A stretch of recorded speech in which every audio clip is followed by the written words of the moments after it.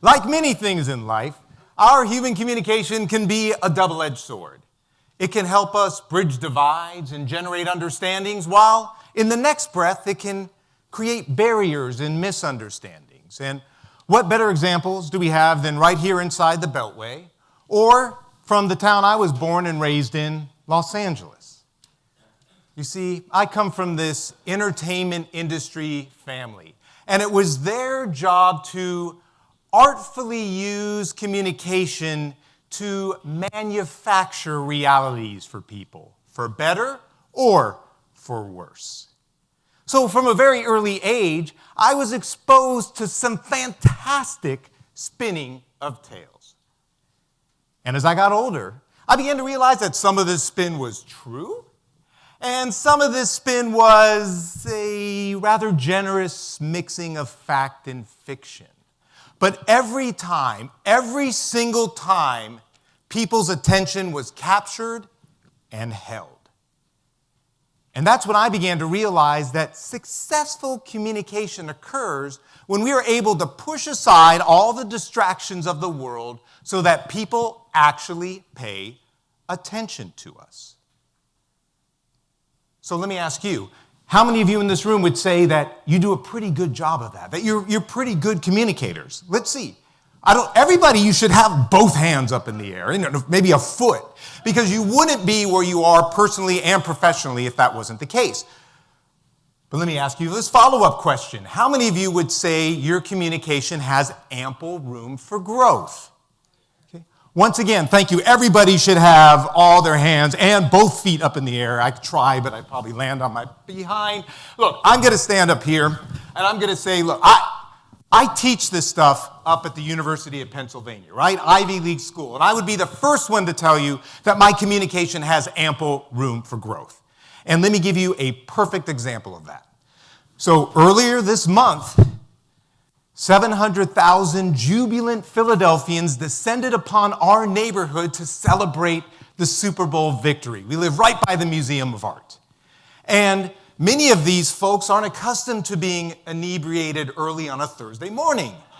And being a city, there are not many public facilities around. So the easement next to our row house started to become a public facility. So I'm out there yelling at folks, "What are you doing? How can you do it?" And they're saying to me, "Hey, buddy, cool down, man." Now, would you ever imagine an inebriated Eagles fan telling somebody else to cool down? Right? So clearly it wasn't working. But my kids come up with this fantastic idea. They create this sign, and it says, "We like the Eagles, but we don't like pee on the side of our house." Right? And we tape it up outside. 30 minutes later, completely dry. All right? We all have room to grow. By the way, my 7-year-old insisted on me telling you that this is not the original sign, that the original sign wound up being washed away in the rain the following days, and thank God it rained. Look, it's really a miracle that we can successfully communicate at all, because the fact remains, nobody has really formally taught us how to do so. I mean, if we think about our formal education, we all have taken math classes, science classes, history classes, English classes, but how many of us have taken a class that was dedicated 100% to a core communication skill like, let's say, listening? Let's see, semester-long listening class, 100% dedicated. My goodness, we have one person in the room. Excellent. How about a 100% empathy class, a class entirely dedicated to empathy, right? I mean, it's as if somebody has given us all the ingredients to cook a fantastic dinner. However, they forgot to give us the recipe or show us how to do it. And because we're smart, we'd figure it out. We wouldn't starve. But if we had a recipe for doing so, oh my goodness, our dinner could be that much more delicious. And that's what I want for all of you. I want all of you to have the most delicious communication possible. I would like all of you to become exceptionally human communicators. Exceptionally human communicators are strategic, They are nimble, and they connect with a variety of people in a variety of settings. And this is how I would like to do it. I would like to share with you this time-tested recipe for communication success. I'm going to tell you exactly what it is. Well, the slide has already given it away. Right? It tells you exactly what this is and how you can apply it to your current communication practices so you can walk out of here today becoming that much more exceptionally human in your communication. So how does that sound? Does that sound good? All right, excellent, excellent. 2,300 years ago, ancient Greece, the philosopher Aristotle pinpoints exactly what a human being needs to provide to another human being so that they are paid attention to. Now, in academic speak, these are formally referred to as Aristotle's rhetorical proofs of ethos, pathos, and logos, but we're not going to go there. They are simply these three pillars of exceptional communication: trust, emotions, and reason. And because I want to make sure I have your full attention for this part, I'm going to dip into my performing arts background, and I am going to elaborate in song. In each and every interaction, these three pillars are at play, whether we are conscious of it or unconsciously we sway. These three pillars can be the difference between being heard or being ignored. Wow, I hit it. So let's take a closer look at each one now and learn some more. Thank you. I should just end there because it was good. No, all right, so let's dig into, well, first, what are these pillars? Pillar number one, trust. What is it about the way that we communicate with someone that allows that person to experience us as trustworthy or not? Pillar number two, emotions. What is it about our communication that allows someone to have either a positive emotional experience with us or a negative one? And third, reason. What is it about our communication that allows somebody to experience us as being reasonable and rational, or conversely, unreasonable and irrational? Trust, emotions, and reason in each and every interaction, whether we are consciously considering it or not. So let's dig in a little more to pillar number one right now, trust. And I'm going to do so by asking you this question. And I want you to give thought to your answer. What is it about the way somebody communicates with you that allows you to say to yourself, I think I trust this person, or I consider this person to be trustworthy? Right? So what is it about how they're communicating with you? The words, the tone of the voice, whatever it might be. So what I want you to do is make a new friend, turn to somebody next to you, and I want you to share with that person one example of how somebody communicates with you that allows you to say to yourself, I think I trust that person. You have 30 seconds for doing so, and go. You go. I'll be your friend. So what's one thing?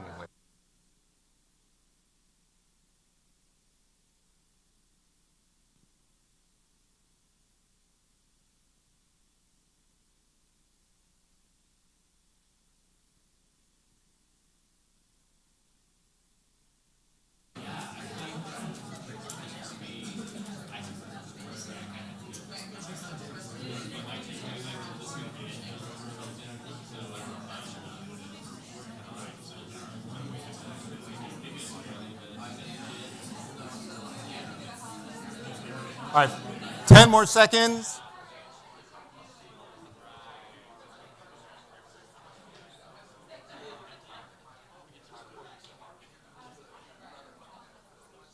And And I'm going to ask you to stop right here for the sake of time. I really hate to break up a good conversation, but I just want to get a couple examples. So you, ma'am, can you tell me one thing that you shared about?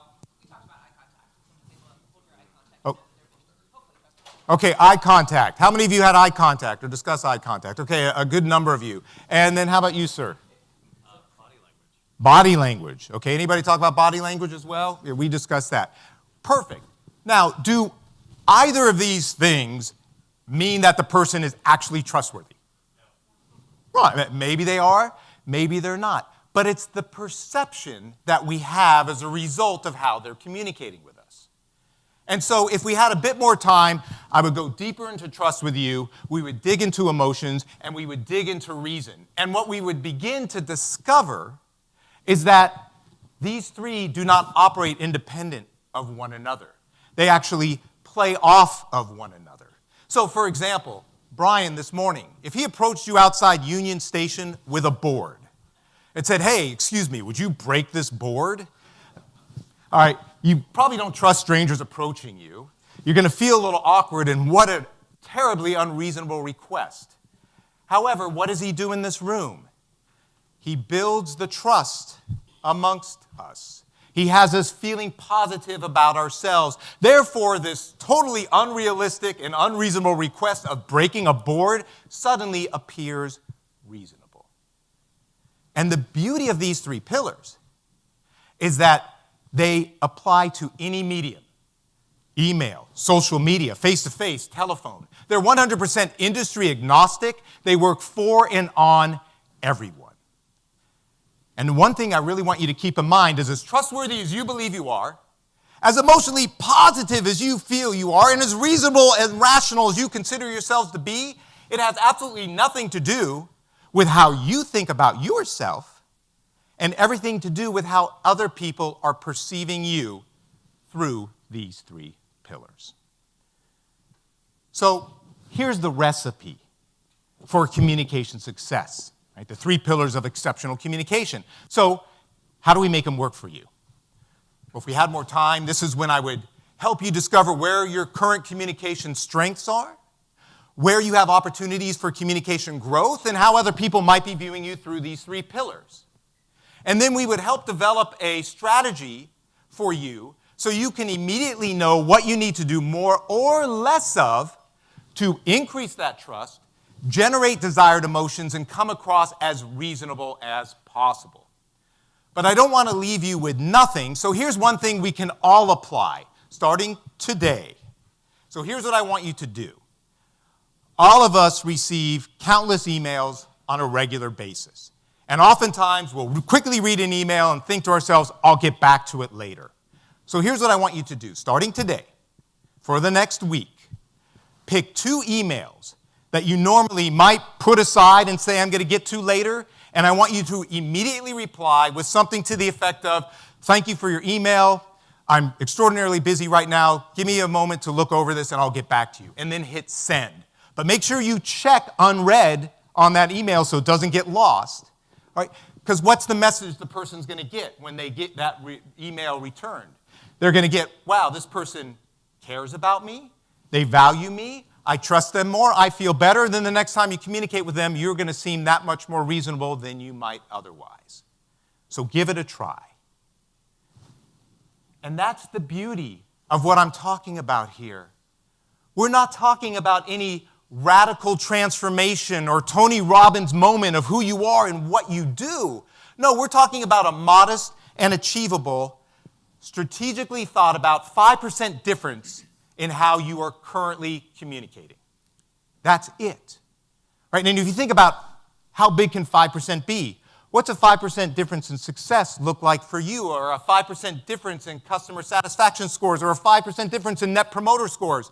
My largest client is Philadelphia International Airport, $14.4 billion economic impact on the region. 5% of $14.4 billion is $720 million. 5% can be huge, and at the same time, it's as modest and achievable as my asking Patrick here to take 2 of the $40 he currently has in his pocket and giving it to charity. It's that doable. So, the recipe how we apply it, realize our communication is going to continue to be a double-edged sword. And God only knows the world's going to become that much more of a distracted place. So let's not get lost in the crowd. Let's make sure we're seen. Better yet, let's make sure we are heard. The 3 pillars of exceptional communication: trust, emotions, and reason. This is the recipe to becoming an exceptionally delicious, exceptionally human communicator. I thank you all for your time. There are copies of the book. Yeah, I'll take it. I have copies of my book, Exceptionally Human, on the back table. Also, Exceptionally Human Communication Profile. You go online, 21 questions, takes you about 5 minutes, and you get feedback as to how other people might be viewing you through these pillars. There are cards for that on the table as well. Again, thank you, everybody. I look forward to working with you and your clients. Thank you. And the crowd goes wild.